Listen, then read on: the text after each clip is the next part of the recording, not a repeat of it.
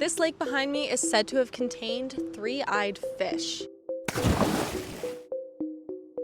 At one point, the lake behind me was known as one of the most toxic dump sites in America. If you grew up in or around Pitman, New Jersey, you've probably heard the stories growing up of this lake containing three-eyed fish, two-headed fish, and even stories of people swimming in the lake getting cancer. And that's because just behind Alcyon Lake was the Lapari landfill, which was known as the worst toxic dump site in the United States of America in the 80s. From 1958 to 1971, Lapari landfill was filled with almost 3 million gallons of household and industrial waste. Benzene, lead, mercury, and arsenic, and over 150 other toxic chemicals were dumped there. But what those in the surrounding area didn't know is that all of these toxic chemicals were seeping into the ground, getting into the streams, and of course, Alcyon Lake. So just how bad was it? It was bad. Approximately 100,000 gallons of toxic chemicals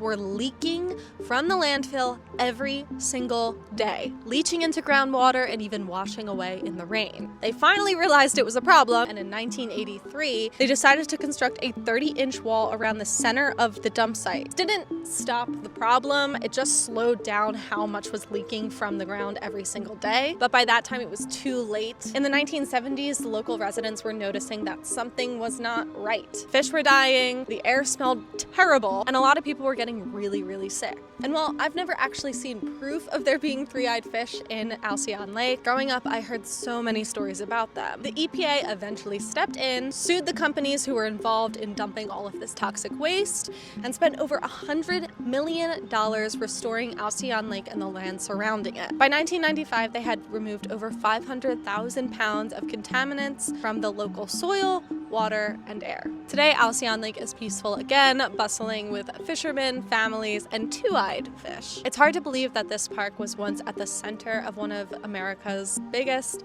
environmental disasters.